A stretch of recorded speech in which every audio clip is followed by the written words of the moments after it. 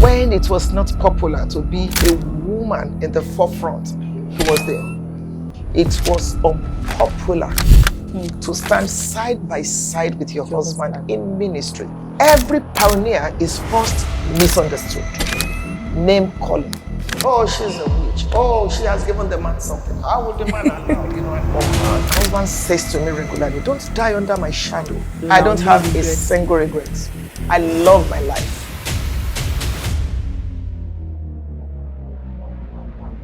Hello everyone, this is Precious Ochiagha and we're still live at the 35 years in ministry celebration of Pastor Olumide Emmanuel.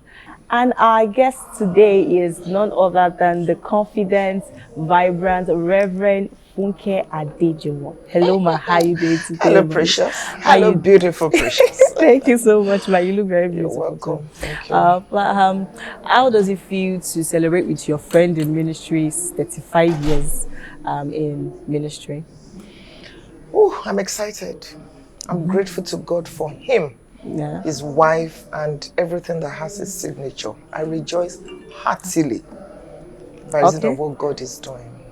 So if we could just move a little bit from Pastor Olumide Emmanuel's ministry into your own ministry, how long ma have you been in ministry yourself? 37 years. Wow.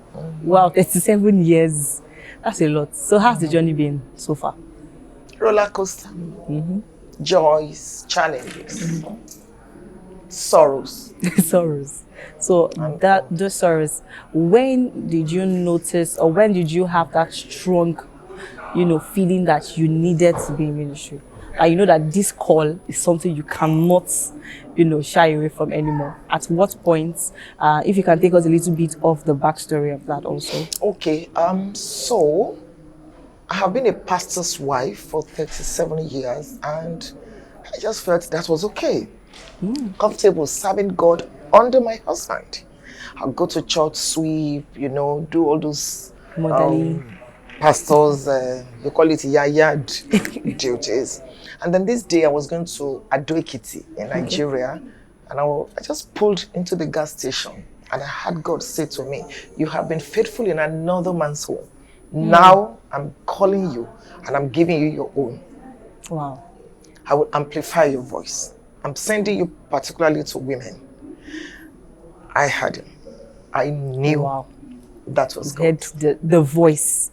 So has the struggle been? So having to transition from serving as a pastor's wife to having your own voice. I'm sure definitely you heard the voice of God, but there must have been trials, adversaries that you've faced along the way. So how was that transition or the struggles that you faced in between from the point where you started your own ministry till now? At that time where we live and we still live, it was unpopular to stand side by side with your husband in ministry. Name calling. All sorts. Oh, she's a witch. Oh, she has given the man something. How would the man allow, and all that. It was not funny at all. Well, every pioneer is first misunderstood, misrepresented, then understood, copied, and thanked. So that's where we are today.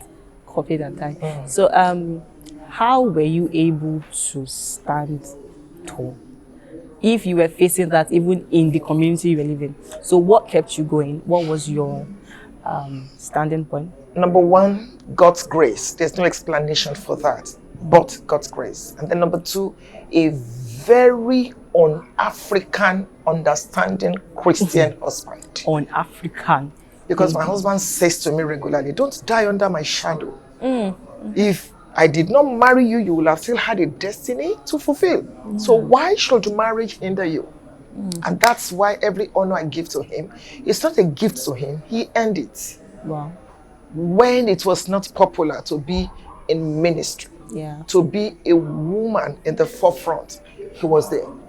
He would teach me what to say, he would guide me, he would lead me, and then he would applaud me. Wow. Even when I was crying, maybe I was criticized, he would say, focus on Christ and focus on me. That's what is important. And I'm glad that today you had him. Wow. So if you were to start afresh from the beginning from, what would you do differently? Nothing. Nothing. What you know I now, don't no have a regrets. single regret. Wow. Nothing. I love my life. I love what I'm saying. Wow. From the word go till So now. it's No the same regrets. message. I love me. So is that something you would want to say to young ministers out there, that women also serving under the ministry of their husband, who knows that they should be out there? You know, something to say to a woman that is in the shoe that you were in years back. Do not say because God called you, you will now abandon. Till tomorrow, my husband's ministry is still my primary assignment. As I do that, I also fulfill my destiny. So, when I'm in the house, I am not Reverend Mrs. Adejumo. I am Mrs. I am somebody's wife. So I serve my husband with all my heart. I serve my children. I serve my grandchildren. When I'm out there, because you're a lamb and you're a lion. So don't say, oh, because God has called you now, then your husband is nothing. No. There is no honor I would give to any human being on earth, including my spiritual parents, if I've not given it to my husband. So if you treat your husband like a king, he will treat you like a queen. Wow. So what about the ones that have supportive husbands like you, but are scared to start? Do it afraid. Do it afraid. You call it terror barrier. Break through it. And you do it by doing it. You do it by doing it. Because that's how we got here, all of us. Yeah. You know to eat by eating. You know how to walk by walking. Do it afraid. It pays to serve Jesus. Thank you so much, Ma. I'm so blessed by this session. I'm really happy. Thank you very much, Ma. And so you've heard it from Reverend Mrs. Funke Adejumo. And we are still live at the 35 years in ministry.